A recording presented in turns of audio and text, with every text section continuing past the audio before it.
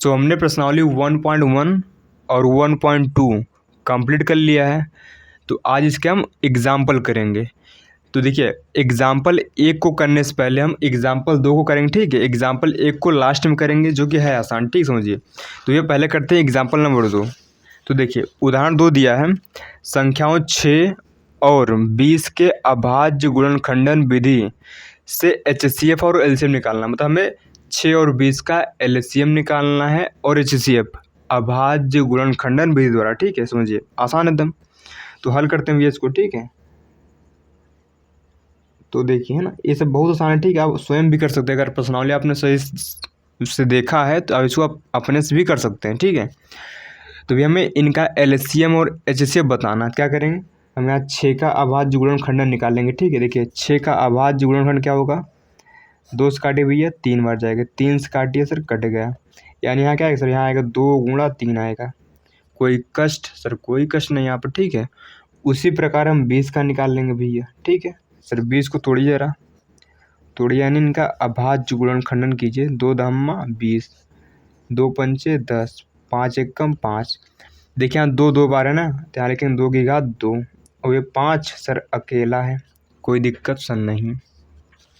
अब देखिए इनका HCF निकालते हैं। HCF सर, HCF कैसे निकालते हैं, देखिए HCF निकालने का फंडा है, आप वो संख्या देखिए जो दोनों में है। देखिए यहाँ जो 2 है ना भैया सर, 2 ये दोनों में, ठीक है। तो यहाँ लिखेंगे 2, लेकिन HCF में छोटी घात लेते थे, हमें यहाँ पर ये 2 ही लेना पड़े, ठीक है। यहाँ 2 की घात 2 नहीं लेंगे, तो हमारा HCF आ गया यहाँ 2। तो आपको पता होगा ना, HCF में छोटी घात लेते हैं और LCM बड़ी घात लेते हैं, ठीक है।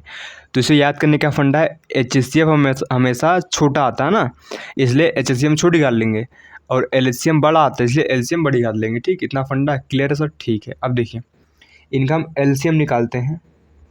LCM, तो LCM में सभी को लिखते हैं। 2 है सर, 2 लिख लेंगे।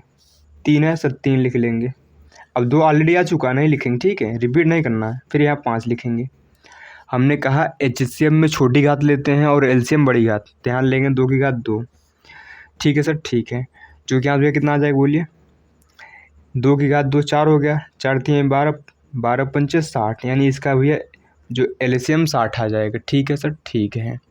तो HCF इसका 2 है और LCM 60 है। आशा करते हैं समझ में आया होगा, ठीक है। सो ऐसे ही करना है, एकदम आसान क्वेश्चन होते हैं, ठीक है सर, ठीक है।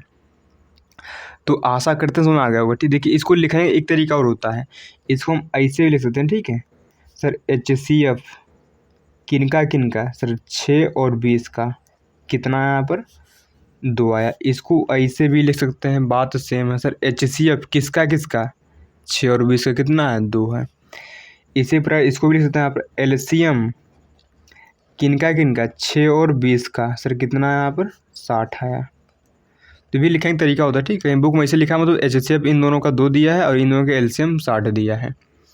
सो आशा करते हैं उदाहरण 2 समझ में आया होगा, ठीक है। सो अब देखिए करते हैं उदाहरण नंबर 3।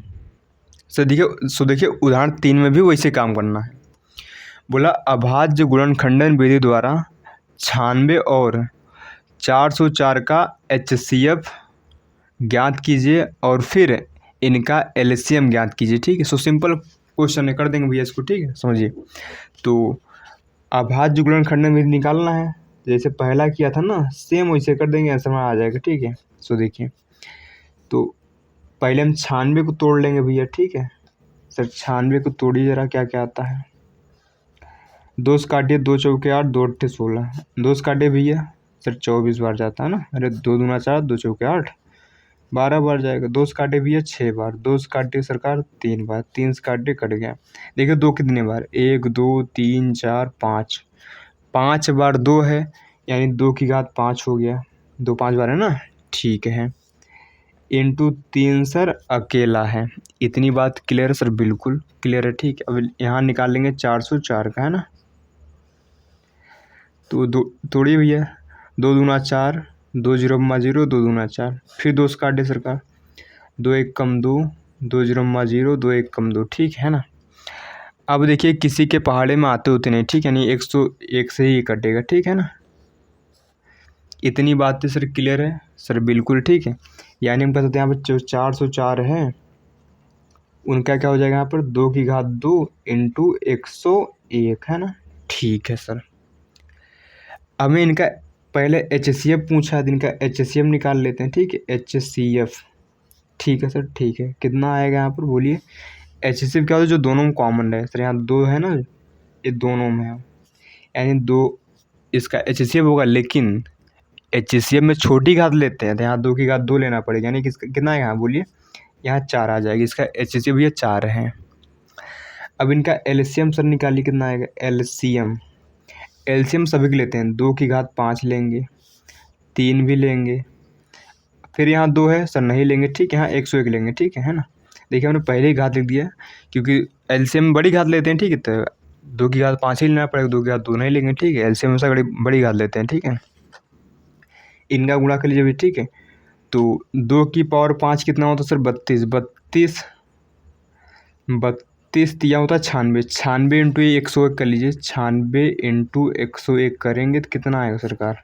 6 आएगा, 0 आएगा, 6 आएगा, है ना। 9 आएगा, 0 आएगा, 9 आएगा। बोलिए सर, इतना ही तो आएगा ना। आप तो यहाँ 96 96। ठीक है ना। हमने बोला था इनको लिखेंगे, एक तरीका और होता है। ठीक है, आप कोई एक लिखिए, कोई मतलब कोई दिक्कत नहीं होगी। ठीक है, HCF सर किसका सर 96 और 404 का कितना आंसर है यहाँ पर 4 आया। इसको ऐसे लिख सकते हैं। ठीक, LCM किसका 96 और 404 का कितना हुआ यहाँ पर 96 है। कोई दिक्कत नहीं। ठीक है सर, ठीक है। तो आशा करते हैं समझ में आ गया होगा, है ना। सिंपल क्वेश्चन थे, कठिन नहीं है भैया, ध्यान दीजिए। ठीक है, ये क्या है भैया, सिंपल क्वेश्चन है, कठिन नहीं है। अब देखिए करते हैं प्रश्न नंबर 4। ठीक है, देखिए प्रश्न 4 में भी हमें HCF और LCM ही निकालना है। बोला संख्या 6, 72 और 120 का अभाज्य गुणनखंडन विधि द्वारा HCF और LCM निकालिए। भैया सिंपल है, कर देंगे सर। यहाँ लिखेंगे हल। तो यहाँ 6 है, तो 6 को तोड़िए। 2 3 6 आता है ना। 72 है, 72 तोड़िए भैया सर। 72 तोड़ लीजिए, है ना। 2 से काटिए, 36 बार जाएगा, है ना। 2 से काटिए भैया, 18 बार जाएगा। 2 से काटिए, 9 बार जाएगा। 3 से काटिए, 3 बार। 3 से काटिए, 1 बार, है ना। ठीक है, देखिए यहाँ 2 है, 3 बार यहाँ लिखेंगे। 2 की घात 3 और यहाँ 3 है 2 बार। इतनी बात समझ में आई सर? बिल्कुल आ गई समझ में। ठीक है, इसमें कौन कठिन था। ऐसे निकालेंगे भैया। ठीक है, 120 का सरकार। ठीक है, 120 का निकालिए भैया। 2 से काटिए सर, 60 बार जाएगा। 2 से काटिए, 30 बार जाएगा। 2 से काटिए, 15 बार जाएगा। 3 से काटिए, 5 बार जाएगा। 5 से काटिए, बर्बाद हो गया ना। आप देखिए 2 3 बार यानी 2 की घात 3 हो गई। 3 अकेला सर, 3 ध्यान दीजिए। 5 भी अकेला है, कोई कष्ट नहीं होना चाहिए। ठीक है, यहाँ तक तो आशा करते हैं इतनी बात समझ में आई होगी। ठीक है, अब निकाल दें इनका HCF, है ना। तो HCF कितना होगा बोलिए। इनका HCF कितना होगा, तो देखिए HCF मतलब जो तीनों में कॉमन हो। ठीक है, देखिए यहाँ पर 2 जो है भैया, ये तीनों में है। ठीक है सर, और यहाँ 3 भी है तीनों में, ध्यान दीजिए। तो यहाँ 2 भी होगा और 3 भी होगा, लेकिन HCF में लेते हैं छोटी घात। 2 की छोटी घात 2 ही, मतलब यहाँ 1 छिपी है ना, तो 1 लिखा नहीं लिखा आपको मर्जी। अब 3 छोटी घात 1 ही रहेगी। ठीक है, 6 है। कितना है यहाँ पर भैया 6 आएगा। ठीक है, आप तो इनका HCF आ गया 6। अब इनका LCM भी निकाल लेंगे सर। LCM बराबर, LCM सभी लेते हैं। 2 है सर, 2 ले लेंगे। 3 है सर, 3 ले लेंगे। फिर 2 है, नहीं लेंगे। फिर 3 है, नहीं लेंगे। क्यों, ऑलरेडी लिख चुका ना। फिर 2 है, नहीं लेंगे।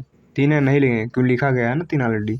5 है सर, 5 ले लेंगे। ठीक है, और हमने कहा था LCM में बड़ी घात लेते हैं। ठीक है, LCM में बड़ी घात लेते हैं। तो 2 की बड़ी घात भी है 3 ही है। 3 की बड़ी घात भी है सर 2 है। ठीक, 5 रख के ले ध्यान दीजिए। ठीक है, तो कितना है बोलिए। 2 की घात 3 8 होता है।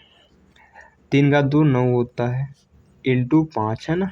गुणा कर लीजिए सरकार, कितना आएगा। 8 पंजे 40, 4 9 36, 360। कितना आएगा यहाँ पर 360। आशा करते सुना होगा। ठीक है ना। इसको ऐसे लिखिए, या फिर है ना, या फिर इसको HCF सर किसका किसका 672 120 672 और किसका भैया सर 672 वर्ग ठीक है। और सर सामने ही तो है ना 120 ठीक है 120 इनका कितना भी यहाँ सर इनका आ गया मेरे पास कहाँ आ गया यार ये 6 आया ठीक है यहाँ पर ठीक है। आपको एक लिखी चाहिए वाला लिख दीजिए क्या चाहिए ठीक है। यहाँ LCM दोनों मत लिखिएगा ठीक है एक ही लिखिए। LCM किनका क्या भैया सर वही 672 120 का कितना है भैया सर 360 आया। आशा करते हैं ये क्वेश्चन समझ में आए होंगे। सो है आसान बहुत ज़्यादा ठीक है कठिन नहीं लगना चाहिए है ना। तो अब वो करते हैं भैया इसका जो 5वां प्रश्न है उसको ठीक है। सो देखिए उदाहरण 5 करते हैं ठीक है। सो भैया हमने इस उदाहरण को ऑलरेडी किया है ठीक है प्रश्नावली 1.2 में हमने इसको कर लिया है फिर भी यहाँ कर देते हैं ठीक है ना। तो समझिए इसको हमें सिद्ध करना है कि √3 एक अपरिमेय संख्या ठीक है। सो लिखा क्या है यहाँ पर √3 एक अपरिमेय संख्या इसका मतलब हमें सिद्ध करना है कि √3 एक अपरिमेय संख्या ठीक है। तो इसको हल करते हैं भैया इनका भैया करने का तरीका फिक्स है ना यहाँ पर ठीक है।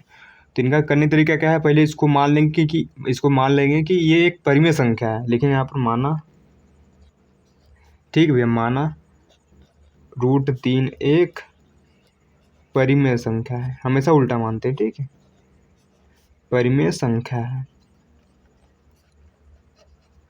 अच्छा परिमेय संख्या तो ये परिमेय संख्या बटे में होती है तो हम कह सकते हैं ठीक है अतः ये या फिर इसलिए जो √3 होगा ये भैया बटे का फॉर्म होगा यानी P/Q के फॉर्म होगा। P/Q लिखी या फिर A/B आपकी मर्जी ठीक है मैं P/Q लिख रहा हूँ। जहाँ ठीक है सर जहाँ P व Q सह अभाज्य है क्या है सह अभाज्य व Q ≠ 0 इतना लिखना पड़ेगा सर। सहभाज्य मतलब जिनका HCF 1 हो जैसे 2 और 5 इनका निकालिए HCF 1 पाएगा ठीक है सहभाज्य बोलेंगे है ना। तो क्वेश्चन कहीं बन जाता है ठीक है कि भैया ऐसे बोल देगा ठीक है 4 ऑप्शन देगा बोलेगा निम्न में कौन सा सहभाज्य है तो आपको देखना है किसका HCF 1 हो रहा है जिसका HCF 1 होगा वो सहभाज्य पाएगा ठीक है सर ठीक है। अब देखिए इसको आगे बढ़ाते हैं ठीक है। अब इसके बाद क्या करने का तरीका भैया सर इसके बाद करने का तरीका ये है देखिए इसका तरीका क्या है ठीक है। अब देखिए आप दोनों तरफ कर देंगे वर्ग क्या कर देंगे भैया दोनों तरफ वर्ग ठीक है। देखिए तरीका है करने का ठीक है फिक्स तरीका है ऐसे करना पड़ेगा ठीक इस टाइप क्वेश्चन में भैया आपको सेम यही काम करना है। यहाँ लिख दीजिए दोनों तरफ वर्ग करने पर देखिए वर्ग से रूट कट जाता है यानी 3 बराबर आएगा यहाँ पर P²/Q²। इतनी बातें सर क्लियर है सर बिल्कुल है ना। तो तिर्यक गुणा कर दीजिए भैया तो यहाँ आएगा सर ठीक है तिर्यक जब गुणा करेंगे तो यहाँ पाएगा 3Q² बराबर पाएगा यहाँ P² यानी कह सकते हैं यहाँ पर Q² बराबर बोलिए P² सर 3 पाएगा। इतनी बात क्लियर सर ठीक। अब देखिए जो P² है 3 से कट कर Q² आ रहा है लिख देंगे यहाँ पर यहाँ P² 3 से भाज्य है या फिर विभाज्य है भाज्य है क्लियर है यहाँ पर। अतः क्या भैया सर अतः P भी 3 से है ना 3 से भाज्य होगा। देखिए हमने इसको एक्सरसाइज में अच्छे समझाया है फिर सुन लीजिए अगर 15 का स्क्वायर 5 से कट रहा है तो जाहिर सी बात है भैया 15 भी 5 से कटेगा ठीक है। अगर P² 3 से कट रहा है तो P भी 3 से कटेगा ठीक है 3 लिखा है उसे नहीं लिखा ध्यान दीजिए 3 से भाज्य होगा। अगर P 3 से कट रहा है तो भैया P को 3 से भाग देने कुछ ना कुछ आना चाहिए तो मान लीजिए M आ गया कितना आ गया यहाँ पर M ठीक है मान लिया हमने इसको M आ गया है ना ठीक है। इसको नाम दीजिए समीकरण 1 तो यहाँ पाएगा भैया P बराबर कितना बोलिए 3M पाएगा कोई कष्ट नहीं इसको दे दिए समीकरण 2। अब इस P का मान रखिए समीकरण 1 में लेकिन यहाँ पर P का मान समीकरण 1 में रखने पर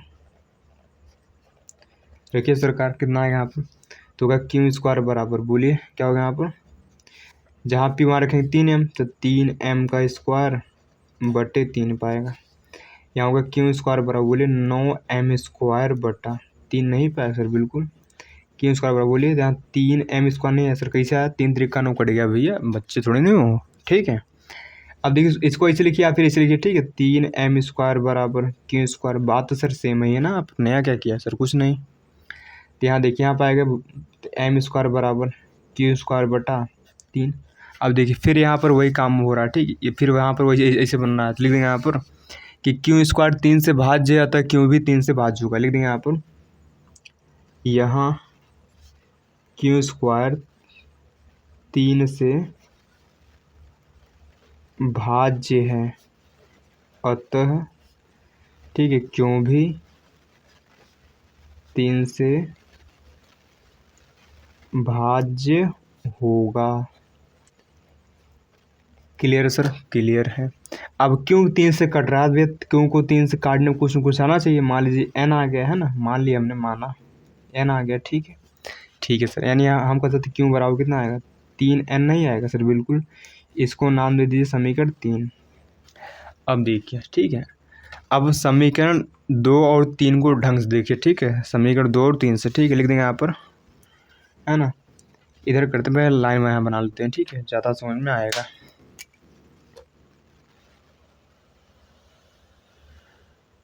लिख देंगे यहाँ पर समीकरण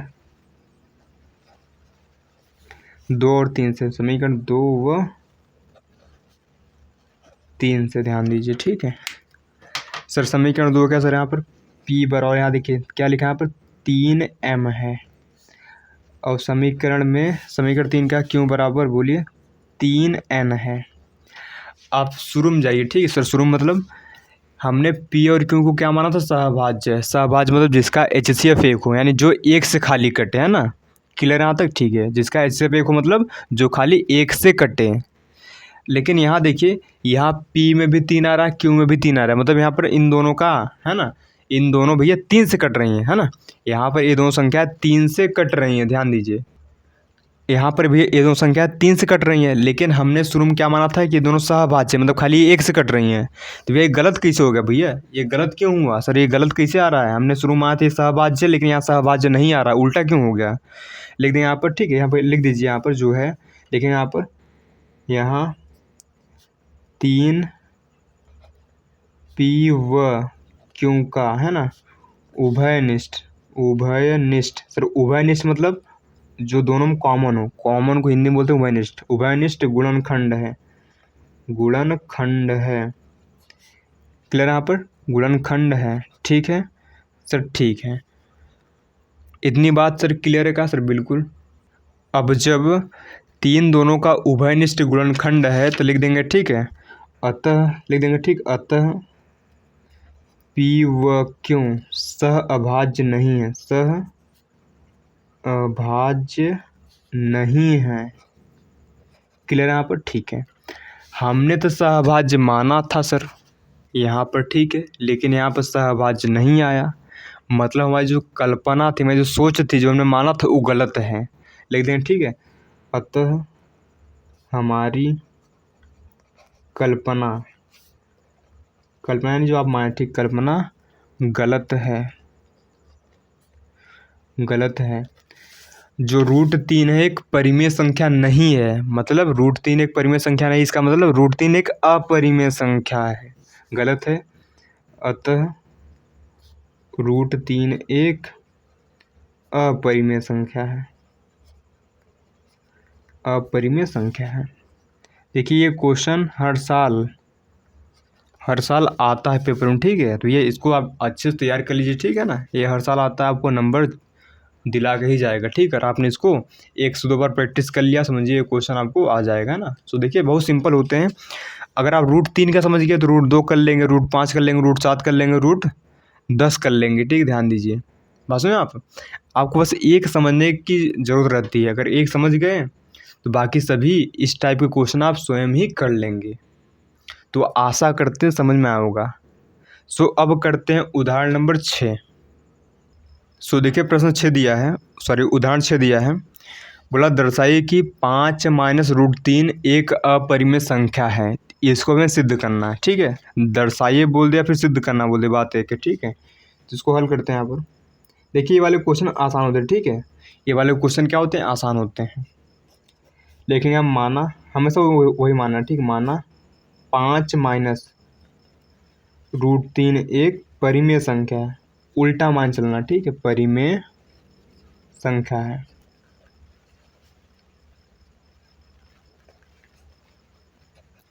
अच्छा, परिमेय संख्या बटे में होना चाहिए यानी, तो हम कह सकते हैं अतः ये क्या होगा, 5 माइनस √3 बराबर P बटा Q होना चाहिए। परिमेय संख्या है ना, तो बटे फॉर्म होना चाहिए। लिख देंगे जहाँ P व Q सह अभाज्य है, क्या है, सह अभाज्य व Q नॉट इक्वल टू 0 है। इतनी बात सर क्लियर का, ठीक है, ये हर क्वेश्चन आपको लिखना है, ठीक है। अब देखिए आगे बढ़ते हैं इसको, है ना। तो अब कैसे करेंगे, देखिए इस क्वेश्चन को करने का तरीका है, रूट वाले को एक तरफ रखिए, बाकी सबको एक तरफ। क्या कहा मैंने, रूट वाले को एक तरफ रखना है, बाकी सबको एक तरफ, ठीक है। तो रूट को उधर लेते हैं, इसको इधर लेते हैं, ठीक है। तो हो जाएगा 5 माइनस P बटा Q, रूट उधर चला गया, ठीक है सर, ठीक है। इसका एलसीएम ले लीजिए यहाँ पर, तो यहाँ पाएगा 5Q माइनस P बटा Q बराबर √3, ठीक है सर। इसको दे दीजिए समीकरण 1, ठीक है सर, ठीक है। अब देखिए ये जो चीज़ है भैया बटे फॉर्म में, यानी ये परिमेय संख्या है, और ये क्या है सर, √3 अपरिमेय संख्या, ठीक है। ये परिमेय संख्या है ना, तो इसको लिख दीजिए आप, लिखेंगे यहाँ 5Q माइनस P बटा Q एक परिमेय संख्या है। क्लियर है यहाँ पर, ठीक है। लेकिन हम जानते हैं सर आप क्या जानते हैं, परंतु ठीक है ना, परंतु सर हम क्या जानते हैं, परंतु जो √3 होता है ना, परंतु √3 एक अपरिमेय संख्या है, अपरिमेय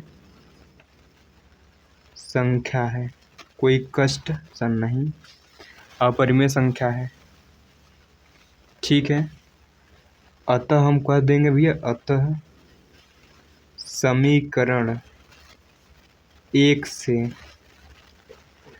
अब देखिए ये √3 अपरिमेय है और ये बराबर इसके है, यानी ये भी क्या होगी, अपरिमेय ही तो होगी ना, समझिए।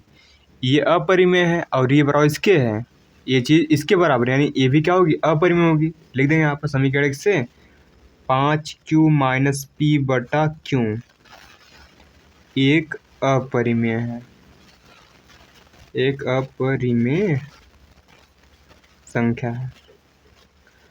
अब देखिए यहाँ गड़बड़ हो गया सर, गड़बड़ क्या होगा यहाँ पर, ये बटे में थी तो ये परिमेय हो गई, ठीक, ये परिमेय संख्या है, लेकिन ये पूरा चीज़, ठीक है, इसके बराबर है, जो कि ये क्या है, अपरिमेय संख्या, नहीं ये भी अपरिमेय संख्या पाएगी, ठीक है। अब एक ही चीज़ में दो हो रहा है, ठीक है, ये परिमेय भी है और एक ये अपरिमेय भी है, ठीक है, ये नहीं हो सकता, ठीक है, ध्यान दीजिए। कोई भी संख्या है तो परिमेय होगी या फिर अपरिमेय होगी, कोई भी संख्या है तो परिमेय होगी या फिर अपरिमेय होगी, दोनों कभी साथ नहीं हो सकती, ठीक है, दोनों कभी साथ में नहीं हो सकती, ठीक है सर, ठीक है। लेकिन यहाँ पर हो रहा है, यहाँ पर विरोधाभास उत्पन्न हो रहा है, ठीक, क्या उत्पन्न हो रहा है, विरोधाभास, उल्टा आभास हो रहा है ना, यहाँ पर लिख देंगे, आप लिख देंगे यह विरोधाभास, यह विरोधाभास सर क्यों हुआ, सर ये विरोधाभास इसलिए हुआ कि हमने शुरू में ही इसको गलत माना था, ये थी अपरिमेय लेकिन हमने इसको माना था परिमेय, तो लिखेंगे यह विरोधाभास हमारी, ठीक है, गलत कल्पना के कारण हुआ, ठीक है सर, ठीक है। अतः हम कह सकते हैं, अतः जो 5 माइनस √3 था ना भैया, है ना, ये वाला, ये क्या है, एक अपरिमेय संख्या, एक अपरिमेय संख्या है, हमने इसको गलत मान लिया था ना, तो ऐसे सिद्ध करते हैं, ठीक है, अपरिमेय संख्या है। भैया हर क्वेश्चन इस टाइप का, हर क्वेश्चन भैया ऐसे ही करना है, ध्यान दीजिए, है ना, हर क्वेश्चन भैया सेम गाथा रचनी है, सेम चीज़ें लिखनी है। आशा करते हैं समझ में भैया आ ही गया होगा। तो अब बढ़ते हैं प्रश्न नंबर 7 की ओर। सो देखिए उदाहरण 7 भी सेम वैसे है, ठीक है। सेम गाथा यहाँ रचनी पड़ेगी, ठीक है। सेम जो कथा हमने उसमें किया था सेम वही चीज़ यहाँ करना पड़ेगा, ठीक है। तो हल करते हैं भैया इसको। हल लिखेंगे यहाँ पर, माना 3√2 एक परिमेय संख्या है। हमेशा उल्टा मानना, ठीक है। एक परिमेय संख्या है।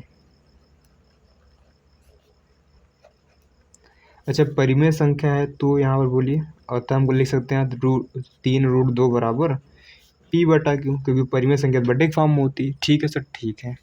यहाँ लिखना पड़ेगा जहाँ p व क्यों सह अभाज्य व q नॉट इक्वल टू 0 है। इतनी बात क्लियर है सर? बिल्कुल। अब हमने क्या कहा था? हमने कहा था कि रूट को एक तरफ लिखना है, बाकी सबको एक तरफ, ठीक है। इस 3 को उधर ले जाइए तो होगा √2 बराबर 3 सटा उधर जाएगा बटा, यानी p। नीचे देखिए ऑलरेडी बटा हम क्यों था तो ये भी इनके साथ आ जाएगा, यानी 3 क्यों हो जाएगा। इतनी बात क्लियर सर? ठीक है। अब देखिए ये भैया बटिक फॉर्म में परिमेय संख्या है, लिख दिया यहाँ पर। यहाँ p बटा 3 क्यों एक परिमेय संख्या है। परंतु हम जानते हैं सर, आप क्या जानते हैं? परंतु समीकरण इसको एक डाल दीजिए। परंतु हम जानते हैं सर, क्या जानते हैं? हम जानते हैं कि रूट जो 2 है ना, √2 एक अपरिमेय संख्या है, एक अपरिमेय संख्या है। ठीक है सर, ठीक है, अपरिमेय संख्या है। इतना क्लियर सर? ठीक है। अतः हम कह सकते हैं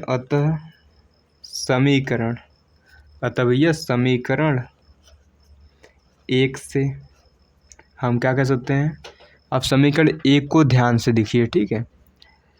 ये बटिक फॉर्म में परिमेय है, लेकिन ये इनके बराबर भी तो है ना। अब देखिए ये तो अपरिमेय ठहरे और ये बराबर इनके हैं, यानी ये भी क्या होगी? अपरिमेय। लेकिन समीकरण 1 से p बटा 3 क्यों एक अपरिमेय संख्या है, एक अपरिमेय संख्या है। सर ये गड़बड़ हुआ क्यों? यहाँ तो भैया बोल रहे थे परिमेय है, यहाँ बोल रहे हैं अपरिमेय है। सर यह गड़बड़ हुआ क्यों? यह विरोधाभास क्यों उत्पन्न हुआ? ये उल्टा क्यों आभास हो रहा है? ये परिमेय भी है और अपरिमेय। ये इसलिए हो रहा है क्योंकि हमने शुरू में ही गड़बड़ माना था, है ना। तो लिख देंगे यहाँ पर, यह विरोधाभास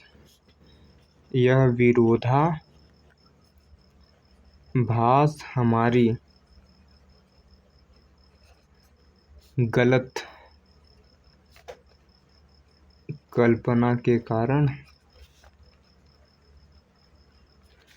हुआ। अतः हम कह सकते हैं, ठीक, अतः ठीक है सर, अतः हम कह सकते हैं, ठीक है।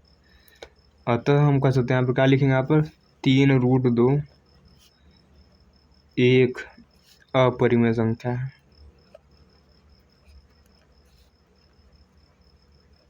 अपरिमेय संख्या है। इस लाइन को आप अपने से भी लिख सकते हैं, ठीक है ना। तो आशा करते हैं समझ भैया आ ही गया होगा। सो देखिए अभी हमने उदाहरण 1 को छोड़ा था, अब भैया उस पर आते हैं, ठीक है।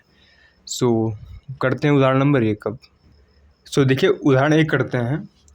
बोला संख्याओं 4 की पावर n पर विचार कीजिए, जहाँ n एक प्राकृत संख्या है।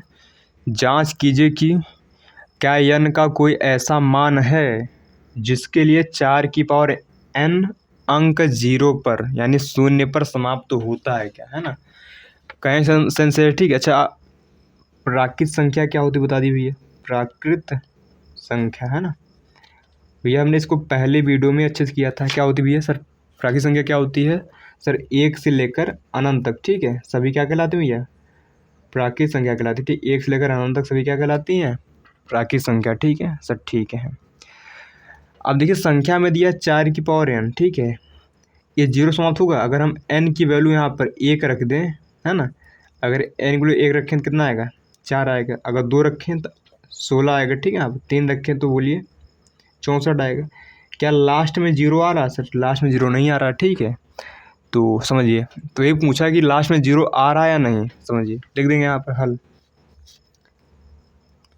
भैया ऐसे क्वेश्चन हमने एक्सरसाइज में अच्छे से किया था, ठीक है सर, ठीक है। देखिए लास्ट में 0 कब आता है, जब संख्या के, समझिए, जब संख्या के गुणनखंड में 2 और 5 होते हैं ना, तभी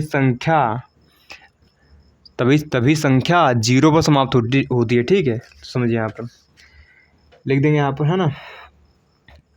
तो लिख देंगे यहाँ पर 4 के, ठीक है, या फिर समझिए, ठीक है, 4 की पावर n को हम क्या लिख सकते हैं, बोलिए 2 गुणा 2 की पावर n। कोई कष्ट सर नहीं है ना। अब देखिए यहाँ 2 है लेकिन सर 5 नहीं है, लिख देंगे यहाँ पर, ठीक है। लिख देंगे यहाँ पर 4 के अभाज्य गुणनखंड में 2 उपस्थित है परंतु 5 उपस्थित नहीं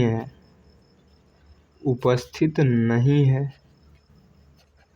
अतः संख्या 4 की पावर n अंक 0 यानी 0 पर समाप्त नहीं हो सकती है। अब इसको समझिए थोड़ा, ठीक है ना। देखिए मैं संख्या दिया था यहाँ पर, बोलिए सर संख्या में दिया 4 की पावर n, क्या दिया 4 की पावर n, ठीक है। अगर हम n की वैल्यू 1 रखें कितना आएगा, 4 की पावर 1 यानी 4 आएगा। अगर n 2 रखें तो बोलिए 4 की पावर 2 यानी 16 आता है, ठीक है सर, ठीक है। अगर हम n की वैल्यू 3 रखें कितना आएगा, 4 की पावर 3 कितना आएगा, 64 आता है ना आप। अगर n की वैल्यू हम 4 रखें कितना आएगा, बोलिए, तो यहाँ 4 की पावर 4 कितना होगा, 4 से 16 256 आएगा, ठीक है आप सर, ठीक है। देखिए लास्ट में 0 इनके आ रहा है क्या सर, नहीं आ रहा, लास्ट में 0 नहीं आ रहा है ना। अब समझिए किस संख्या के लास्ट में 0 आता है, समझिए। तो लिखा 10 की घात 1 करिए तभी 0 आएगा, 10 की घात 2 करिए भैया तभी लास्ट में 0 आएगा, ध्यान दीजिए, ठीक है। अगर 10 की घात आप 3 करेंगे तब भी लास्ट में सर 0 आपको मिलेगा। वैसा कुछ भी ले लीजिए, 50, ठीक है, 50 की घात 1 करिए लास्ट में 0 मिलेगा, 50 की घात 2 करिए भैया लास्ट में 0 मिलेगा, ठीक है। 25 होता ना, ठीक है, लास्ट में 0 मिलेगा। 50 का 3 करिए, बोलिए 125 होता है क्या, लास्ट में 3 मतलब यहाँ लास्ट में 0 मिल रहा है ना। कुछ भी संख्या ले लीजिए, ठीक है, जिसमें लास्ट अगर 0 है संख्या में, अगर 0 है, अगर संख्या में ही 0 है तो लास्ट में भी 0 मिलेगा, चाहे आप जितनी घात कर लीजिए। अगर संख्या में ही 0 है तो भैया लास्ट में आपको 0 जरूर मिलेगा, ठीक है। इतनी बात समझ आ रही है क्या। कुछ भी ले लीजिए आप, यहाँ 60 ले लीजिए सर, तब भी क्या आएगा, लास्ट में 0 आएगा, है ना सर। क्यों 0 आ रहा है, क्योंकि यहाँ पर भी ऑलरेडी 0 है, जिसमें 0 होता है उसी में 0 आता है, ध्यान दीजिए, ठीक है। तो 6 संख्या 36 आएगा, ठीक है। आप देखिए लास्ट में 0 मिल रहा है, इतनी बात क्लियर का सर, ठीक है। अब देखिए इसमें 0 क्यों है भैया, इस 10 में 0 क्यों है ना, इस 50 में 0 क्यों है, समझिए। अगर हम 10 को तोड़ेंगे यानी इनका अभाज्य गुणनखंड करेंगे, ठीक है, तो आपको 2 और 5 जरूर मिलेगा, ठीक है ना, 2 और 5 जरूर मिलेगा। अगर आप 50 तोड़ेंगे तो फिर भी आपको 2 और 5 जरूर मिलेगा, ठीक है, ध्यान दीजिए। तो भैया 50 वाले में भी 2 और 5 भैया मिलेंगे ही मिलेंगे, ध्यान दीजिए, ठीक है सर, ठीक है। अगर आप 60 को तोड़ेंगे तब भी आपको 2 और 5 मिलेगा ही मिलेगा, ध्यान दीजिए, ठीक है। यहाँ पर क्लियर, यहाँ पर ठीक है। देखिए 2 है और 5 है ना, यहाँ पर, है ना। तो अगर किसी संख्या के अभाज्य गुणनखंड में 2 और 5 हैं तो वो संख्या 0 पर समाप्त होती है, क्लियर यहाँ तक, ठीक है। अगर संख्या के अभाज्य गुणनखंड में 2 या 5 नहीं है, मतलब दोनों में से कोई मिस हो गया, अगर 2 है तभी लास्ट 0 पर समाप्त नहीं होगी, अगर 5 है तभी समाप्त नहीं होगी। 0 समाप्त कब होगी, जब 2 और 5 दोनों साथ में रहेंगे, ठीक है सर, ठीक है। जैसे समझिए यहाँ हमने देखिए हमने 4 का जब अभाज्य गुणनखंड किया, खाली 2 और 2 मिला सर, इसमें 5 नहीं है, इसमें 5 नहीं, मतलब एक संख्या कभी भी 0 समाप्त नहीं हो सकती। जिस संख्या के, तो समझिए, जिस संख्या के अभाज्य गुणनखंड में 2 और 5 होते हैं वो संख्या 0 समाप्त होती है, अन्यथा ऐसी कोई भी संख्या नहीं है जो 0 समाप्त हो। अगर 2 और 5 है अभाज्य गुणनखंड में तभी जीरो पर समाप्त होगी, अन्यथा कभी भी जीरो समाप्त नहीं हो सकती। यहाँ क्या फंडा था सर, यहाँ 2 तो था लेकिन 5 नहीं था। यहाँ सर 2 तो है बट 5 नहीं है, ठीक है, इसलिए जीरो समाप्त नहीं होगी। ठीक है, बात सुने आप। अब 2 और 5 है जितनी बार हो, जैसे 2 लिखा है ना इतनी बार, ठीक है, यहाँ 5 लिखा है इतनी बार, ठीक है। तो 2 चाहे 10 बार हो, 5 चाहे 50 बार हो, उससे मैटर नहीं करता। 2 और 5 होने चाहिए, मैटर क्या करता है, 2 और 5 होने चाहिए। चाहे 2 100 बार हो, चाहे 5 1000 बार हो, लेकिन 2 और 5 होने ही होने चाहिए। अगर 2 और 5 हैं तभी संख्या जीरो समाप्त होगी, अन्यथा कभी भी जीरो समाप्त नहीं हो सकती। इतनी बात क्लियर का सर, ठीक है। तो ये चैप्टर होता हमारा पूरी तरह से समाप्त। ठीक है, हमने एक प्रश्नावली पूरी कर लिया, हमने सभी एग्जाम्पल कर लिए। अब मिलते हैं नेक्स्ट वीडियो में अगले चैप्टर के साथ, ठीक है।